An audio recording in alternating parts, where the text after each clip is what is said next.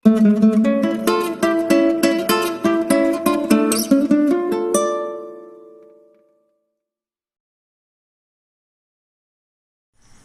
Students, আশা করি তোমরা সবাই খুব ভালো আছো। আজকের ক্লাসে আমরা কিছু প্রিভিয়াস ইয়ারের কোয়েশ্চেন করে নেব এবং যে চ্যাপ্টারটার উপর মেনলি আজকে কোয়েশ্চেনগুলো থাকবে সেটা হচ্ছে cell the unit of life, অর্থাৎ কোষ জীবনের মূল একক। ঠিক আছে, তো আজকের ক্লাসটা শুরু করা যাক। সামনে তোমাদের নিট এক্সাম আছে, তো তাতেও এই কোয়েশ্চেনগুলো তোমাদের সাহায্য করবে, খুব হেল্পফুল হবে এই ক্লাসটা। তো আজকের ক্লাসটা শুরু করি। আজকে আমাদের প্রথম কোয়েশ্চেন যেটা সেটা হচ্ছে which of the following statements about inclusion bodies is incorrect। এই জিনিসগুলো ভালো করে দেখবে, কোনটা কারেক্ট কোনটা ইনকারেক্ট, কোনটা বলে ইজ নট কারেক্ট। এই জিনিসগুলো আমি বারবার বলেছি, এই জিনিসগুলো কিন্তু খেয়াল রাখতে হবে। দেখো এই কোয়েশ্চেনটা পড়েছে নিট 2020-তে। তো এটার কি অপশনগুলো আছে সেটা একটু দেখে নিই। They are not bound by any membrane. These are involved in ingestion of food particles. Option C, they lie free in the cytoplasm and these represent reserve material in cytoplasm. তাহলে ইনক্লুশন বডি যেগুলো সেটার সম্বন্ধে incorrect কোনটা সেটা বলতে হবে, অর্থাৎ ঠিক নয় কোনটা। They are not bound by any membrane, এটা কিন্তু ঠিক। ইনক্লুশন বডিটা কিন্তু কোনো মেমব্রেন বাউন্ড নয়, তাহলে নট বাউন্ড এটা ঠিক। Next, these are involve in injection of food particles, এটা ঠিক নয়, কারণ ইনজেকশন অফ ফুড পার্টিকলসে সাহায্য করে যেটা সেটা হচ্ছে ভ্যাকুয়ালগুলো। তারপর দেখো দে লাই ফ্রি ইন দ্য সাইটোপ্লাজম, যদি এই ইনক্লুশন বডিজগুলো মেমব্রেন বাউন্ড না হয় তাহলে সেটা সাইটোপ্লাজমের মধ্যে ফ্রিলি সেটা লাইক করতে পারবে, তাহলে এটাও ঠিক অর্থাৎ কারেক্ট, এটা ইনকারেক্ট নয়। Option D, these represent reserve material in cytoplasm, এগুলো রিজার্ভ মেটেরিয়াল হিসেবে কাজ করে বিভিন্ন ব্যাকটেরিয়াদের ক্ষেত্রে, যেগুলো কি না ইনক্লুশন বডিজ। তাহলে which of the following statements about inclusion bodies is incorrect, কোনটা ভুল সেটা হচ্ছে these are involved in ingestion of food particles, এটা তোমরা একটু মার্ক করে নিও। ঠিক আছে, অপশন বি, 1 নম্বর কোয়েশ্চেন অপশন বি যেটা সেটা হচ্ছে ইনকারেক্ট, এই আনসারটা হয়ে যাবে। ওকে, নেক্সট কোয়েশ্চেনে আমরা চলে আসি। 2 নম্বর কোয়েশ্চেন কি বলেছে, which of is the important site of formation of glycoprotein and glycolipid in eukaryotic cell, অর্থাৎ ইউক্যারিওটিক সেলে গ্লাইকোপ্রোটিন অ্যান্ড গ্লাইকোলিপিড ফরমেশন হয়, এই ফরমেশনের জন্য কোনটা গুরুত্বপূর্ণ স্থান? এন্ডোপ্লাজমিক রেটিকুলাম, প্যারক্সিজোম, গলগি বডিজ নাকি পলিজোম? এটা দেখো পড়েছে নিট 2020। ঠিক আছে, আজকের ক্লাসটা মেনলি হচ্ছে প্রিভিয়াস ইয়ারের কোয়েশ্চেনগুলো কিভাবে পড়েছে এই cell the unit of life থেকে সেটা সম্বন্ধে। তাহলে এখানে আনসার যেটা হয়ে যাবে সেটা হচ্ছে গলগি বডি, অর্থাৎ which is the important site of formation of glycoprotein and glycolipid in eukaryotic cell, সেটা হয়ে যাবে আমাদের গলগি বডি। আমাদের কোয়েশ্চেন নাম্বার 3, যেখানে আমাদের কোয়েশ্চেনটা আছে which of the following statements is not correct, এখানে আবার দেখো বলেছে not correct, অর্থাৎ কিন্তু ইনকারেক্ট কোনটা সেটাই জানতে চেয়েছে। তো এটা পড়েছে নিট 2018-তে। এখানে অপশনগুলো কি আছে, lysosomes are formed by the process of packaging in the endoplasmic reticulum, তার মানে কি বলেছে লাইসোজোমটা ফর্মড হয় in the process of packaging in the endoplasmic reticulum. এটা কিন্তু এন্ডোপ্লাজমিক রেটিকুলাম থেকে কিন্তু লাইসোজোমটা তৈরি হয়। ওকে, তো এখানে নট কারেক্ট যেটা সেটা হয়ে যাবে এটা। ঠিক আছে, তো lysosome have numerous hydrolytic enzyme, এটা তো ঠিক। The hydrolytic enzymes of lysosomes are active pH, অবশ্যই এটা এর পিএইচ হচ্ছে 5, তো এটা ঠিক আছে। লাইসোজোমস আর মেমব্রেন বাউন্ড স্ট্রাকচার, এটাও তো আমরা জানি। তাহলে which of the following statement is not correct, সেটা হয়ে যাবে এটা অপশন এ। 3 নম্বর কোয়েশ্চেনের আনসার হয়ে যাবে অপশন এ। তারপরে চলে আসি 4 নম্বর question, the concept of omnis cellula e cellula regarding cell division was first proposed by, এটা পড়েছে দেখো নিট 2019-এ। এই কোয়েশ্চেনটা কি বলেছে যে এটা একদম তোমাদের এনসিইআরটি লাইন তুলেই question, omnis cellula e cellula, অর্থাৎ বলছে যে প্রি এক্সিস্টিং সেল থেকে কিন্তু একটা নতুন সেল তৈরি হয়। এই কথাটা বলেছেন বিজ্ঞানী, কোন বিজ্ঞানী সেটা আমাদের বলতে হবে। এখানে কি কি আছে দেখি অপশনগুলো। Aristotle option A, option B Rudolf Virchow, option C Theodor Schwann এবং অপশন ডি হচ্ছে স্লেইডেন। এখানে হচ্ছে অ্যারিস্টটল যাকে বলা হচ্ছে ফাদার অফ মানে প্রাণীবিদ্যার জনক বলা হয় যাকে, ফাদার অফ জুলজি। তারপরেতে হচ্ছে রুডলফ ভার্কো আছে, তারপরেতে আছে থিওডর শুমান আর স্লেইডেন। স্লেইডেন অ্যান্ড শুমান এই দুজন বিজ্ঞানী আমরা জানি সেল থিওরির প্রবক্তা এই স্লেইডেন অ্যান্ড শুমান। তাহলে এখানে আনসার যেটা হয়ে যাবে the concept of omnis cellula e cellula regarding cell division was first proposed by, হয়ে যাবে answer Rudolf Virchow. Okay, next আমাদের 5 নাম্বার কোয়েশ্চেন কি বলেছে না, which of the following statements regarding mitochondria is incorrect. Okay, এই জিনিসগুলো আমি বারবার বলছি মাথায় রাখতে, কোনটা ইনকারেক্ট বলছে কোনটা নট কারেক্ট বলছে সেই জিনিসগুলো। এই কোয়েশ্চেনটা পড়েছে নিট 2019-এ। তো অপশানগুলো দেখে নিই। 1 নাম্বার অপশান আমাদের আছে mitochondrial matrix contain single circular DNA molecule and ribosome, option A.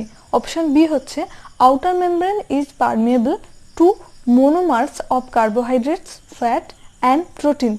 Option C, enzymes of electron transport are embedded in outer membrane. এবং option D, inner membrane is convoluted with infolding. তাহলে মাইটোকন্ড্রিয়াতে আমরা জানি যে DNA থাকে এবং রাইবোজোমও থাকে, তাহলে এটা ইনকারেক্ট নয়। Option B, outer membrane is permeable to monomer of carbohydrate, fat and protein, এটা ঠিক। আউটার মেমব্রেন বা মাইটোকন্ড্রিয়ার যে বহিঃপর্দা আছে সেটা কিন্তু পারমিয়েবল অফ কি না carbohydrate, fat and protein. Option C যেটা কি বলেছে, enzymes of electron transport are embedded in outer membrane. Outer মেমব্রেনে কিন্তু কোনো এনজাইম থাকে না, যেগুলো থাকে সেটা হচ্ছে ম্যাট্রিক্সের মধ্যে, ইনার মেমব্রেনের ভিতরের দিকে ম্যাট্রিক্সের মধ্যে থাকে। তাহলে কোনটা ইনকারেক্ট অপশন সেটা যে সি হয়ে যাবে সেটা আমরা বুঝতে পারলাম, তোমরা সি এর অপশনটা মার্ক করে নাও। এবং অপশন ডি যেটা দেখো কি বলেছে, inner membrane is convoluted with infolding, অর্থাৎ মাইটোকন্ড্রিয়ার যে ইনার মেমব্রেনটা সেটা আমরা জানি যে খাঁজযুক্ত বা ফোল্ডিং যুক্ত আর কি, এবং সেই খাঁজগুলোকে বলা হয় ক্রিস্টি আমরা জানি। তাহলে which of the following statement regarding mitochondria is incorrect, সেটা হয়ে যাবে এটা option C, enzymes of electron transport are embedded in outer membrane, এটা হবে embedded in matrix. Okay, next question 6 নম্বর কোয়েশ্চেন কি বলেছে, the shorter and longer arms of a submetacentric chromosome are referred to as M arm and N arm, S and I, P and Q নাকি Q and P. ওকে, তাহলে এটা দেখো পড়েছে NEET 2019-এ। এখানে দেখো metacentric, submetacentric, acrocentric, telocentric chromosome সম্বন্ধে আমরা জানি, বা যারা জানো না তাদের ক্ষেত্রে আমি বলি, আমি এগুলো সম্বন্ধে ক্লাস করার সময় আমি পড়িয়ে দেবো। তো সাবমেটাসেন্ট্রিক অর্থাৎ ক্রোমোজোমটা মাঝখানের থেকে কিছুটা দূরে যখন অবস্থান করবে তখন তাকে বলা হচ্ছে সাবমেটাসেন্ট্রিক, ঠিক আছে। তো যখন একটা ক্রোমোজোমের মধ্যে সেন্ট্রোমিয়ারটা মাঝখানে থেকে কিছুটা দূরে অবস্থান করবে তখন তাকে বলা হচ্ছে সাব মেটাসেন্ট্রিক। মেটা মানে হচ্ছে মাঝখানে, সাব মেটাসেন্ট্রিক মানে মাঝখানের কাছাকাছি, অ্যাক্রোসেন্ট্রিক মানে হচ্ছে প্রান্তের কাছাকাছি, আর টেলোসেন্ট্রিক মানে হচ্ছে একদম প্রান্তে, ঠিক আছে, সেন্ট্রোমিয়ারটা যখন অবস্থান করবে। তাহলে এখানে এই সাবমেটাসেন্ট্রিকের শর্টার আর্ম যেটা সেটাকে বলা হয় পি আর্ম, এবং লঙ্গার আর্ম যেটা সেটাকে বলা হচ্ছে কিউ আর্ম। ওকে, তাহলে এখানে আনসার যেটা হয়ে যাবে সেটা হচ্ছে অপশন সি, এটা তোমরা মার্ক করে নাও। কি বললাম তাহলে, the shorter and longer arm of a submetacentric chromosome are referred to as P arm and Q arm respectively. এই কোয়েশ্চেনটা পড়েছে 2019-এ। নেক্সট 7 নম্বর কোয়েশ্চেন কি বলেছে দেখো, which of the following pairs of organelles does not contain DNA। ঠিক আছে, তাহলে কোন অর্গানেলটার মধ্যে ডিএনএ থাকে না, এই কোয়েশ্চেনটা পড়েছে নিট 2019-এ। অপশনগুলো কি কি আছে, 1 number nuclear envelope and mitochondria, option B mitochondria and lysosome, option C chloroplast and vacuoles, এবং option D lysosome and vacuole. তাহলে এখানের মধ্যে কোনটাতে ডিএনএ থাকে না যদি বলতে হয়, আমি কোয়েশ্চেনটা একবার দেখে নিই অপশনগুলো, যে মাইটোকন্ড্রিয়ার মধ্যে ডিএনএ থাকে তাহলে এটা অপশন এ হবে না। অপশন বিতে দেখো আবার মাইটোকন্ড্রিয়া আছে, এখানেও ডিএনএ থাকে, তাহলে এই অপশনটাও হবে না। অপশন সি ক্লোরোপ্লাস্ট আছে, ক্লোরোপ্লাস্টের মধ্যেও ডিএনএ থাকে, তাহলে নট কন্টেন্ট ডিএনএ যেটা সেটা কিন্তু এটা হবে না। এবং অপশন ডি দেখো বলেছে লাইসোজোম অ্যান্ড ভ্যাকুয়াল, লাইসোজোম আর ভ্যাকুয়ালের মধ্যে কিন্তু ডিএনএ থাকে না।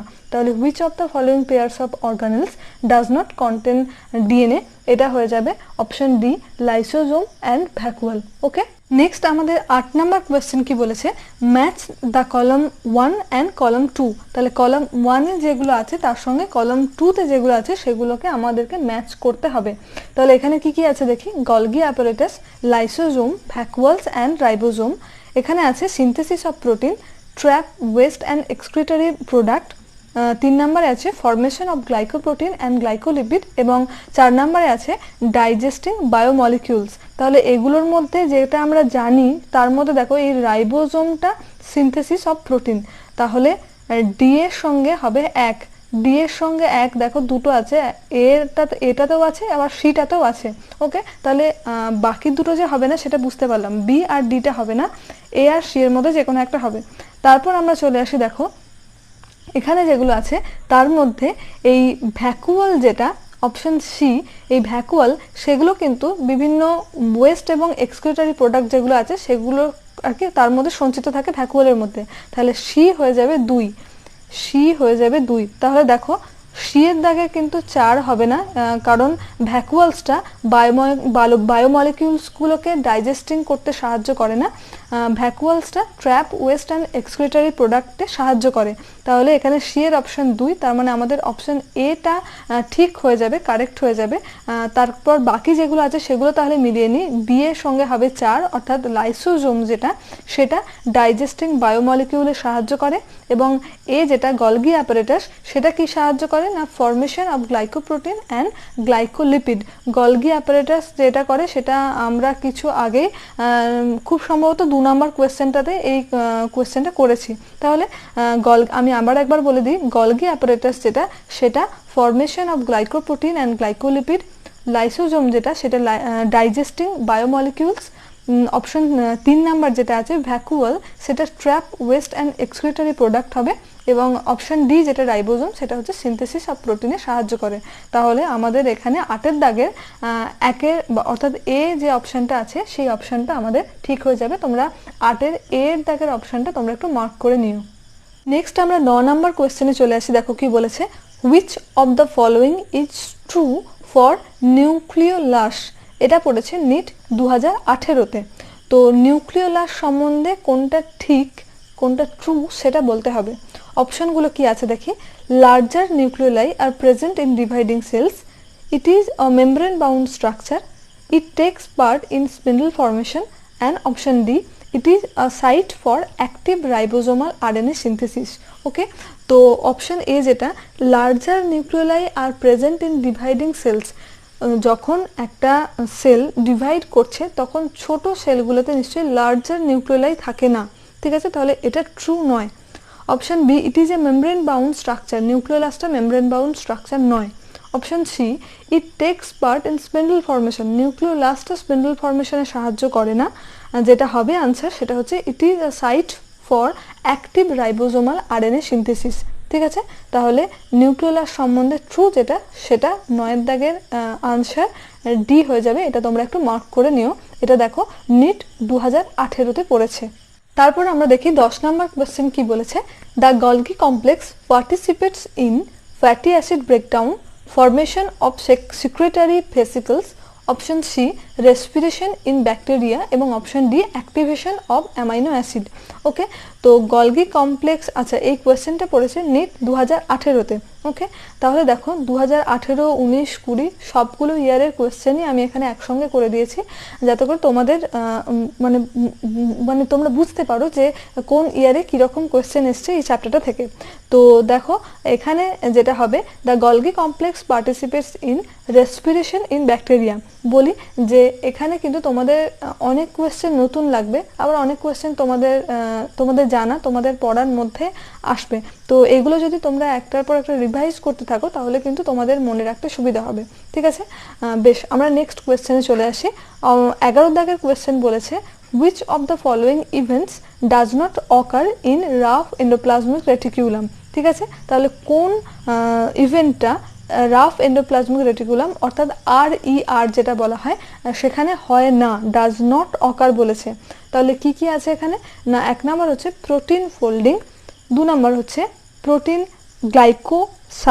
গ্লাইকোজাইলেশন, অপশন সি আছে ক্লিভেজ অফ সিঙ্গল পেপটাইড, এবং অপশন ডি যেটা ফসফোলিপিড সিনথেসিস। তাহলে কোনটা হয় না বলেছে, দেখো protein folding, protein glycosylation, cleavage of single peptide, এগুলো দেখো সবই হচ্ছে প্রোটিন সংক্রান্ত, এবং সমস্ত কাজগুলোই কিন্তু এই RER অর্থাৎ রাফ এন্ডোপ্লাজমিক রেটিকুলামে হয়। যেটা হয় না সেটা হচ্ছে লিপিড সিনথেসিস, এখানে হয় না, এখানে হচ্ছে protein folding, protein glycosylation, cleavage of single peptide, এগুলো হচ্ছে। তাহলে 11 দাগের কোয়েশ্চেন যেটা, সেটার আনসার হয়ে যাবে অপশন ডি। এটা তোমরা মার্ক করে নিও, এবং এটা তোমরা নিশ্চয়ই দেখতে পাচ্ছ, এটা নিট 2018-তে পড়েছে। 12 নম্বর কোয়েশ্চেন কি বলেছে দেখো, বলেছে সিলেক্ট দ্য ইনকারেক্ট ম্যাচ। ঠিক আছে, কোনটা ইনকারেক্ট এগুলোর মধ্যে সেটা বলতে হবে। এই কোয়েশ্চেনটা পড়েছে নিট 2018-তে। Option A lampbrush chromosome diplotene bivalent, lampbrush ক্রোমোজোমে ডিপ্লোটিন বাইভ্যালেন্ট দেখতে পাওয়া যায়। Option B allosome sex chromosome, ঠিক আছে, সেক্স ক্রোমোজোমকে অ্যালোজোম বলা হয়, এটাও ঠিক। কোনটা ইনকারেক্ট বলেছে কিন্তু সেটা আমাদের মাথায় রাখতে হবে, আমি বারবার বলছি, ঠিক আছে। অপশন সি সাবমেটাসেন্ট্রিক ক্রোমোজোম এল সেপ্ট ক্রোমোজোম, ঠিক, সাবমেটাসেন্ট্রিক ক্রোমোজোম যেটা সেটা হচ্ছে এল সেপ্ট। আমি একটু আগেই বললাম যেগুলো মেটাসেন্ট্রিক, সাবমেটাসেন্ট্রিক, অ্যাক্রোসেন্ট্রিক এবং টেলোসেন্ট্রিক ক্রোমোজোম কাকে বলে সেগুলো।